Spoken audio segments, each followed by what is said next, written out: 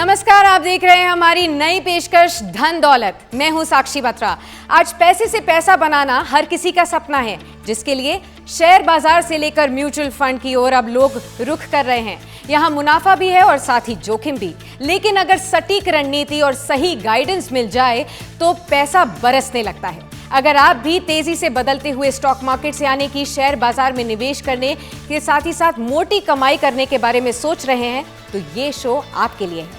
आज इस शो पर सबसे पहले बात होगी देश के सबसे बड़े आईपीओ यानी कि LIC आईपीओ के बारे में।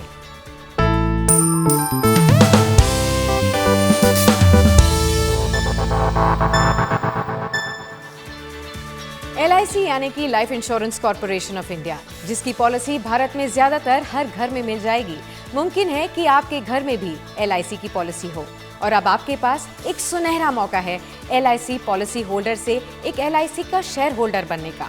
तो क्या होता है आईपीओ यानी कि इनिशियल पब्लिक ऑफर, और क्या LIC के आईपीओ में निवेश करना सही रहेगा? इन सभी पर क्या है एक्सपर्ट्स की राय? LIC के आईपीओ की ABCD जानने के लिए देखिए ये स्पेशल रिपोर्ट।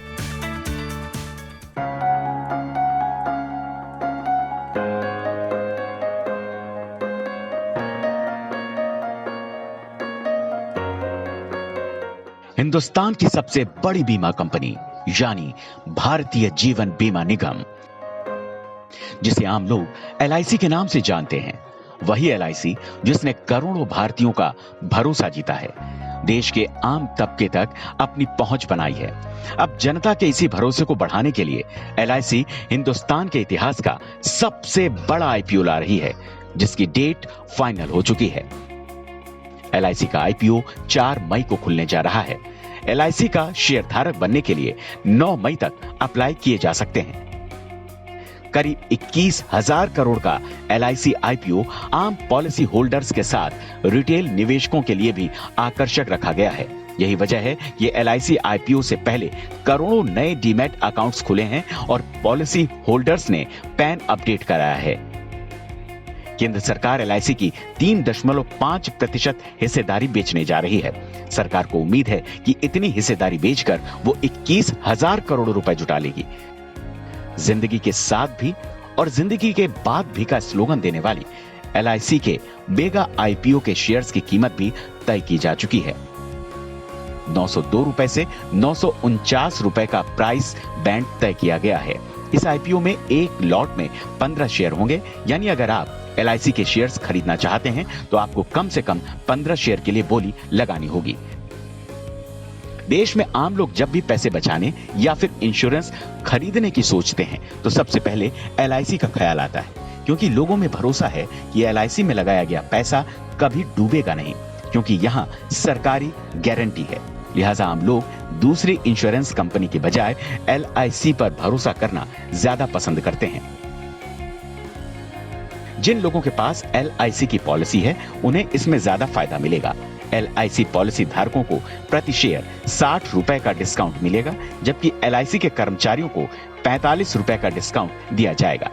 यानी जिनके पास LIC की पॉलिसी होगी और अगर वो आईपीओ खरीदते हैं तो उन्हें LIC के शेयर्स मार्केट में उतरते ही फायदा हो सकता है।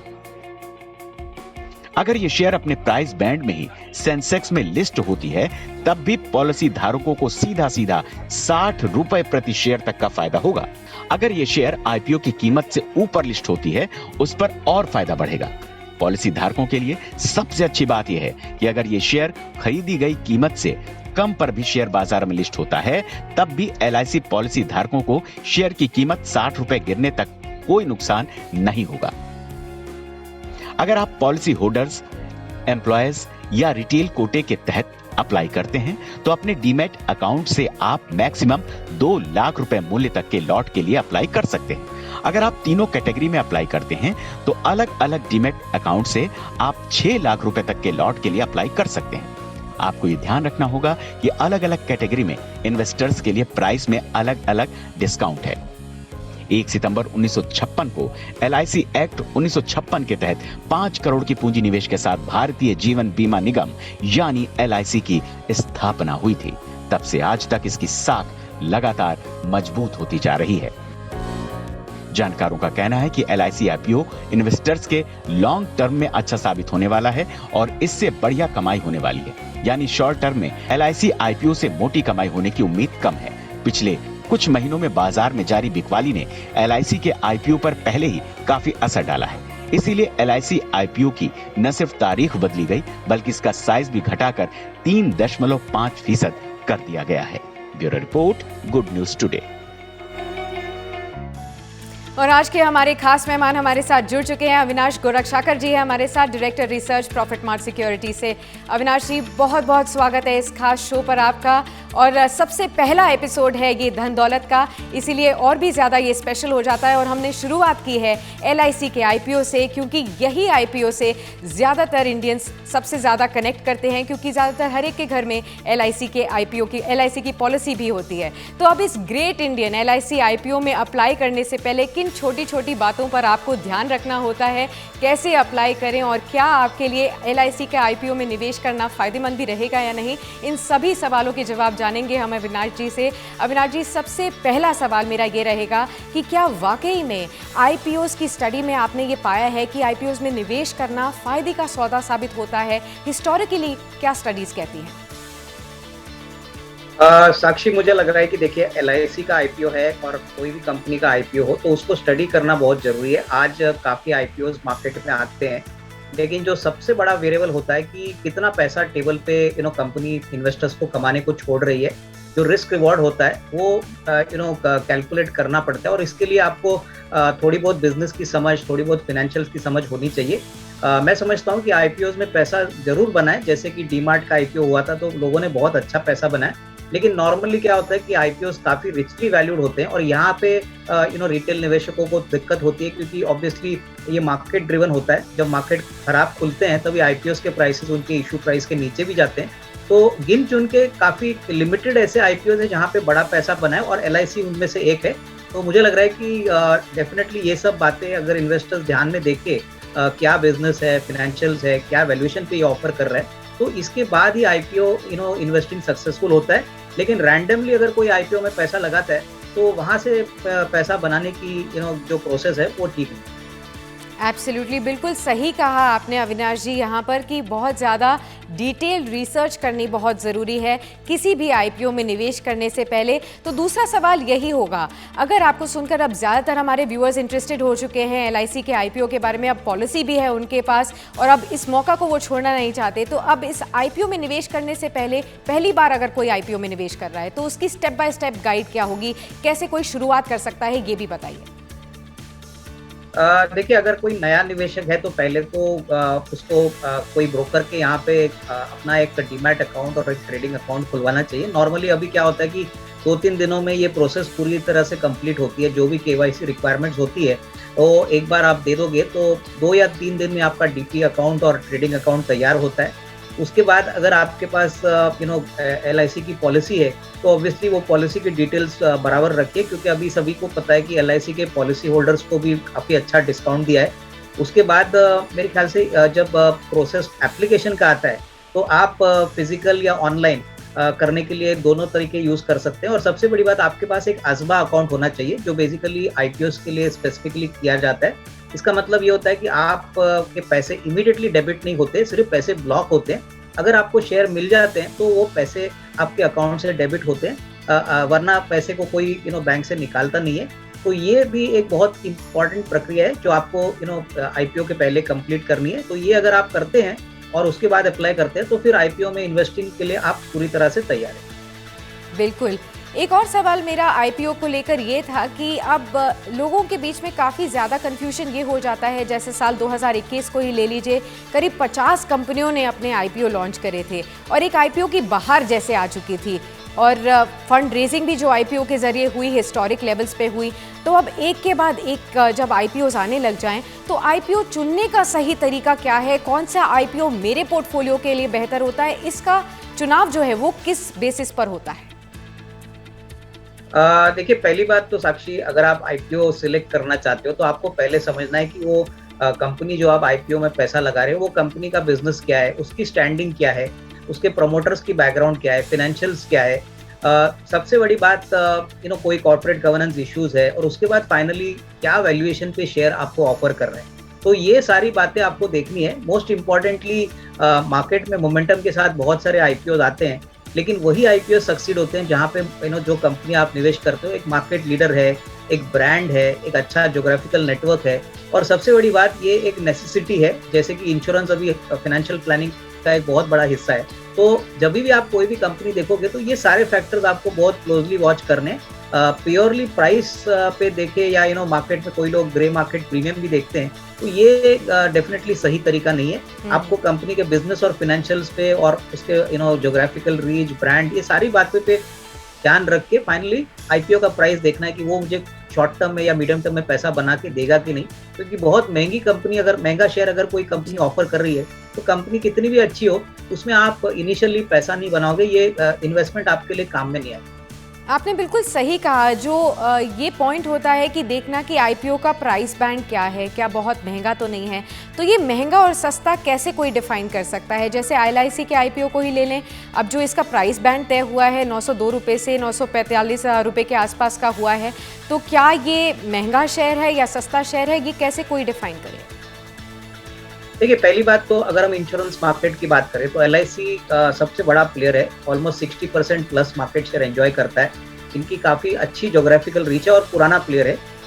दूसरी बात, अगर हम वैल्यूएशंस की बात करें तो देखिए, इंश्योरेंस कंपनीज में दो इम्पॉर्टेंट जो पैरामीटर्स होते हैं वो हमको देखने पड़ते हैं। एक तो बेसिकली परसिस्टेंसी रेशियो और दूसरा market cap to embedded value. अभी एम्बेडेड वैल्यू का मतलब ये होता है कि जो भी इंश्योरेंस कंपनी की करंट पॉलिसीज है प्लस जो करंट ईयर में वो पॉलिसीज बेचती है, उसका जितना भी कैश फ्लो निकलता है खर्चा काटने के बाद, उसको एम्बेडेड वैल्यू बोलते हैं। तो normally market cap to embedded value दूसरी कंपनीज का हमको कंपेयर करना चाहिए, जैसे कि एचडीएफसी लाइफ है, एसबीआई लाइफ है, जो कंपेरेबल कंपनीज है। और यहाँ पे हमने देखा है कि करीबन 3 टाइम या 2.5 टाइम्स का मल्टीपल है, that is market cap to embedded value. और एलआईसी आपको ऑफर कर रही है 1.1 टाइम एम्बेडेड वैल्यू। एलआईसी की जो एम्बेडेड वैल्यू है एज ऑन डेट वो करीबन 5,40,000 करोड़ है। तो बेसिकली जो अभी ऑफर आ रहा है वो उन्होंने 1.1 टाइम्स ये एम्बेडेड वैल्यू पे शेयर्स ऑफर किए। दूसरा जो पैरामीटर होता है, सिंपल जो इन्वेस्टर्स को समझ में आएगा, वो परसिस्टेंसी रेशियो होता है। उसका मतलब कितने समय तक जो पॉलिसी होल्डर्स है वो इंश्योरेंस प्रीमियम कंपनी को देते हैं। तो नॉर्मली 60-65% का एक एवरेज होता है। करंटली एलआईसी का भी यही रेंज में है।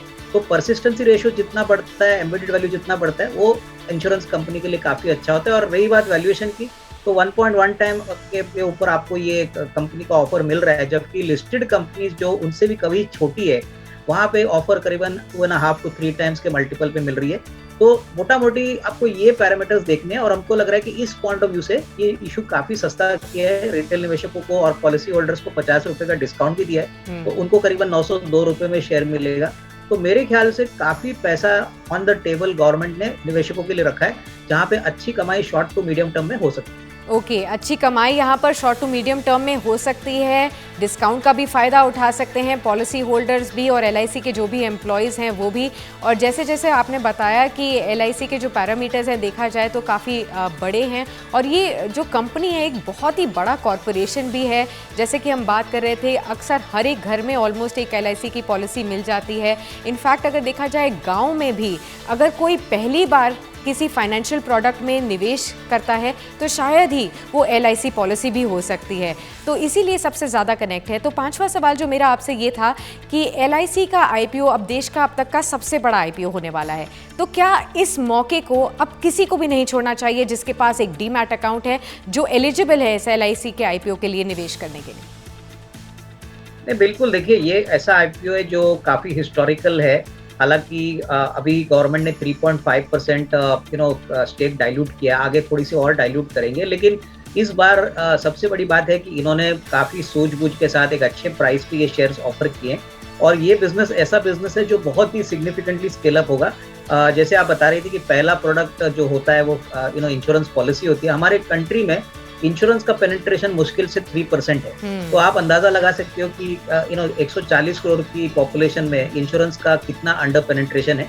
तो अगले 10-20 सालों के लिए काफी बड़ी अपॉर्चुनिटी है, और जिनको लॉन्ग टर्म में बहुत अच्छा वेल्थ क्रिएशन करना है, उनको डेफिनेटली ये आईपीओ मिस करना नहीं चाहिए। ओके, डेफिनेटली इस आईपीओ को मिस नहीं करना चाहिए। एलआईसी सिर्फ एक इंश्योरेंस कंपनी ही नहीं है, बल्कि एक बड़ा फाइनेंशियल ऑर्गेनाइजेशन भी है। देश विदेश में एलआईसी की सब्सिडरी कंपनियां भी हैं, जैसे LIC pension fund, LIC card services limited, IDBI bank, LIC Nepal, LIC Lanka, LIC Singapore. LIC के बारे में ऐसा कहा जाता है कि मुश्किल घड़ी में पार लगाने वाली ये संस्था है। यही नहीं, एलआईसी के निवेश वाली कंपनी का साख भी बढ़ जाता है।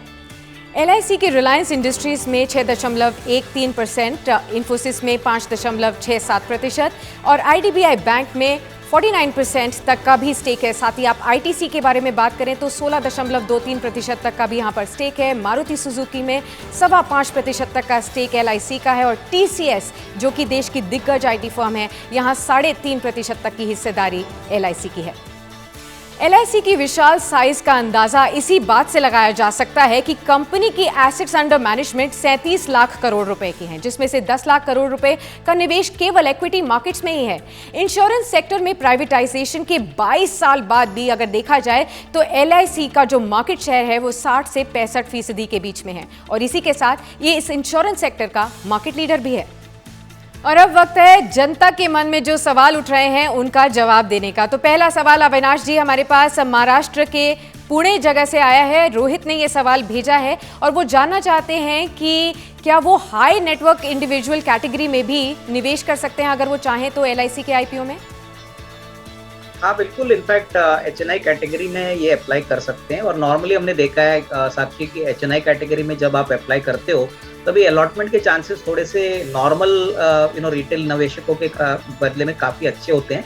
तो एचएनआई कैटेगरी में अगर 2 लाख के ऊपर का पैसा अमाउंट ये इन्वेस्ट करते हैं तो डेफिनेटली इनको अलॉटमेंट का चांस ज़्यादा अच्छा रहेगा। जी, दूसरा सवाल हमारे पास दिल्ली से आया है और ये मधुर ने भेजा है। मधुर आपसे जानना चाहते हैं कि अगर एलआईसी के आईपीओ में उन्हें अलॉटमेंट नहीं मिलता है तो वो क्या करें? देखिए, पहली बात तो अलॉटमेंट मुझे लग रहा है कि रिटेल निवेशकों को काफ़ी अच्छी तरह से इस आईपीओ में मिलेगा, लेकिन अगर आपको मिलता नहीं है तो मैं समझता हूँ कि सेकेंडरी मार्केट में ये स्टॉक लिस्ट होगा। अगर आपको 2-3 साल का नजरिया लेके इसमें काम करना है और वेल्थ क्रिएट करना है तो आप सेकेंडरी मार्केट से भी खरीद सकते हो। मेरे ख्याल से ये कहना मुश्किल है कि कौन से प्राइस पे लिस्ट होगा, लेकिन अगर शुरुआती ट्रेंड में आईपीओ के थोड़े आसपास या मान लीजिए 1050-1100 पे खुलता है तो लॉन्ग टर्म में इस लेवल से भी अच्छी तरह से पैसा बन सकता है। But definitely secondary market route है जहाँ पे आप यहाँ से खरीदारी कर सकते हैं। जी, तीसरा सवाल भी हमारे पास आया है और ये कोलकाता से आया है और सुजॉय ने पूछा है कि हिंदू अनडिवाइडेड फैमिली से वो बिलोंग करते हैं और क्या वो जानना चाह रहे हैं कि अगर वो पॉलिसी होल्डर कैटेगरी के तहत ही एलआईसी आईपीओ में निवेश करना चाहें तो क्या एचयूएफ के अंडर वो पॉसिबल है? बिल्कुल पॉसिबल है। I think HUF category also recognised है और एलआईसी ने कहा है कि जो भी पॉलिसी होल्डर्स है आइदर रिटेल में या एचयूएफ के स्टेटस में उनको डेफिनेटली ऑब्वियसली चांस मिलेगा यहाँ पे प्रेफरेंशियल अलॉटमेंट के लिए। यहाँ पे जो फर्स्ट होल्डर होगा उसको डेफिनेटली उनके डीपी अकाउंट में प्रेफरेंशियल अलॉटमेंट होगा। तो अगर 2-3 लोग हैं तो पहला जो होल्डर है उसको प्रेफरेंस मिलेगा। जी, ओके सुजय, हम मानते हैं कि आपके सवाल का जवाब आपको मिल गया हो। चौथे सवाल की तरफ अब हम बढ़ते हैं और अहमदाबाद से ये सवाल आया है। जिग्नेश ने पूछा है कि आईपीओ में निवेश करने का क्या कोई सही समय भी होता है? हम जानते हैं कि आईपीओ अक्सर 3 दिनों के लिए खुला रहता है, तो उन 3 दिनों में से भी वो जानना चाहते हैं कि कोई एक सही समय होता है क्या? नहीं, मुझे नहीं लगता है कोई सही समय होता है, क्योंकि देखिए सारे एप्लीकेशंस अभी कंप्यूटराइज तरीके से इवैल्यूएट किए जाते हैं, इसमें कोई मैनुअल प्रोसेस होता नहीं है। तो आप पहले दिन पे एप्लीकेशन डाल सकते हैं या लास्ट दिन पे डाल सकते हैं। सारे एप्लीकेशंस यूनिफॉर्मली इशू खत्म होने के बाद कंप्यूटर के माध्यम से इसका जो अलॉटमेंट प्रोसेस होता है, तो यहाँ पे टाइमिंग का कोई बड़ा अहमियत नहीं है। ठीक है, देश के सबसे बड़े आईपीओ के आने से पहले लोगों में उत्साह तो काफी है, लेकिन क्या आप जानते हैं कि अब तक के देश के 10 सबसे बड़े आईपीओ कौन से हैं? आइए बताते हैं। तो सबसे पहले नाम आता है पेटीएम आईपीओ का, जो साल 2021 में ही आया और जिसने मार्केट से 18,300 करोड़ रुपए जुटाए और साथ ही साथ देश का सबसे बड़ा आईपीओ बना। इसके बाद नंबर आता है कोल इंडिया का, जिसने साल 2010 में अपने आईपीओ को लॉन्च किया था करीब 15,200 करोड़ के लिए और ये मार्केट से जुटाए गए थे। तीसरे नंबर पर जनरल इंश्योरेंस, जो कि साल 2017 में मार्केट्स में आया था और साथ ही साथ इस आईपीओ से करीब 10,300 करोड़ रुपए इस आईपीओ ने जुटाए थे। साल 2008 में रिलायंस पावर का आईपीओ भी आया था, जिसने मार्केट से 10,100 करोड़ रुपए से ज्यादा के फंड्स जुटाए थे। देखा जाए तो रिलायंस पावर एक ऐसी कंपनी है जो बावजूद इसके कि सबसे बड़े आईपीओज में जिसका नाम जाना जाता है, ऑलमोस्ट इन्वेस्टर्स की वेल्थ डिस्ट्रॉय करता हुआ नजर आया है। तो देखा जाए तो कई ऐसे बड़े बड़े आईपीओ भी आपका पैसा डुबा सकते हैं। तो ऐसे में बहुत ज़रूरी हो जाता है, जो हम आज डिस्कस भी कर रहे हैं, कि कैसे सही चुनाव होना चाहिए आईपीओ का, कहां पर आपका पैसा बढ़ेगा और डूबेगा नहीं। नेक्स्ट आता है न्यू इंडिया एश्योरेंस का नाम, जिसका आईपीओ साल 2017 में आया था और इसने मार्केट से करीब 9,900 करोड़ रुपए जुटाए थे। जोमैटो, इस नाम से तो सभी लोग परिचित हैं और देखा जाए तो साल 2021 का सबसे ज़्यादा बजिंग आईपीओ जो था वो जोमैटो ही था। अगर देखा जाए तो इसने मार्केट में धमाकेदार एंट्री ली थी। 1 लाख करोड़ रुपए से भी ज़्यादा की मार्केट कैप पहले दिन में ही हो गई थी और 9,400 करोड़ रुपए इस आईपीओ के जरिए जोमैटो ने इकट्ठा किए थे। रियल एस्टेट की जानी मानी कंपनी, देश की सबसे बड़ी कंपनी डीएलएफ ने भी साल 2007 में आईपीओ में डेब्यू किया था और इस आईपीओ के जरिए 9,200 करोड़ रुपए का फंड जुटाया था। इसके बाद साल 2017 में एचडीएफसी स्टैंडर्ड लाइफ को भी देखें तो इसका आईपीओ जो आया था 8,700 करोड़ का आया था। इसके अलावा एसबीआई लाइफ की भी बात करें, दोनों ही लाइफ इंश्योरेंस स्पेस से जुड़ी हुई कंपनियां, ये भी आईपीओ आया था 8,400 करोड़ रुपए के आसपास। यहाँ पर भी फंड्स जुटाते हुए नजर आए थे और साल 2020 में जो 10th सबसे बड़ी फर्म है ग्लैंड फार्मा, यहाँ पर जो आईपीओ आया था 6500 करोड़ रुपए के आसपास का देखने को मिला था। चलिए, इसी के साथ वक्त हो चला है विदा लेने का। उम्मीद करती हूं कि आईपीओ के बारे में आपके मन में कोई भी जो डाउट्स रहे हों वो अब बचे ना हो। अगर है तो लिख भेजिए हमें आपके सवाल, कमेंट्स और फीडबैक नीचे दिए गए ईमेल आईडी पर। जल्द मिलते हैं आपके बटुए से जुड़े हुए कुछ सवाल लेकर। महंगाई को लेकर करेंगे आपकी परेशानी दूर, महंगाई को मात देने वाला महामंत्र लेकर अगले एपिसोड में। तब तक के लिए नमस्कार।